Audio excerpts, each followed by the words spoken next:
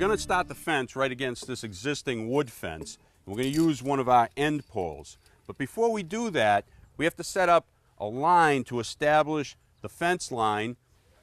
And on the line, we have a line level that shows us any changes in grade. And the fence is coming out how far? It's going to come out 24 feet, which is right here. All right, now the first hole we have to dig is a little bit tricky. It has to go in next to the post and your neighbor's driveway. So we're going to dig it by hand using these post hole diggers. How are we doing here? Well, let's give it a check. Looks like 32 inches. Well, that's great, because 32 inches, we want to get these 6-foot vinyl poles in at least 30 inches deep. And what we're going to do now is we're going to prepare this pole to go in the ground. To do that, we're going to insert this pressure-treated 5x5, 2 feet long, and it goes up into the pole.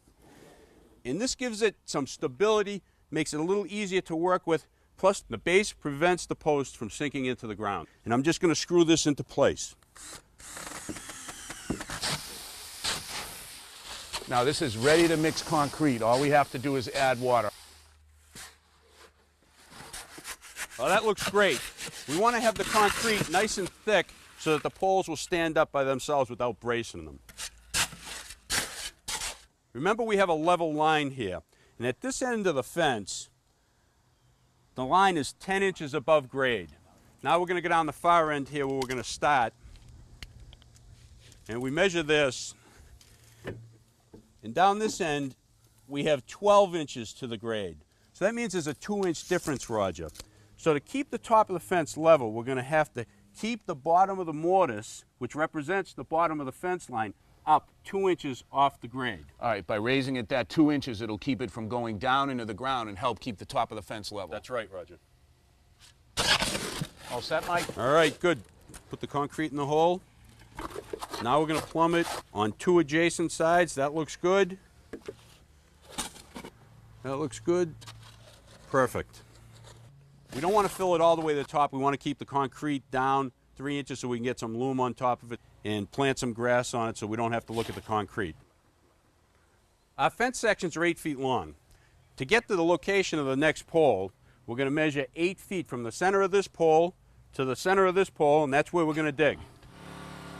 We're away from that other pole in the driveway for this hole, and it allows us to use a power auger, which should make short work of digging these holes. Now we're ready to put the first fence panel into the pole, and we do that by sliding these tenons into the mortise holes. That's it. Push it all the way in. Perfect.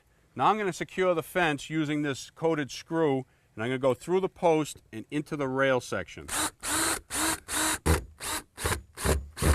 And these screws come with a snap cap so we can cover the head. Up a little bit. Okay. All right, give it a kick. Again. There you go. Good. Push it in tight. Now I'll screw it. Now we're ready for our last panel. It's good, right there. I'm going to check it for plumb. Looks good. I'm going to screw it now.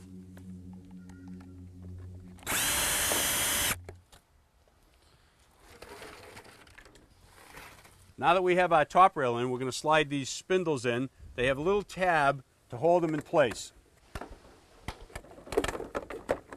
And this is what a finished section looks like with the spindles all plumbed and screwed in place. And to finish off the fence, we're going to attach these caps using PVC glue, and you have a brand new fence.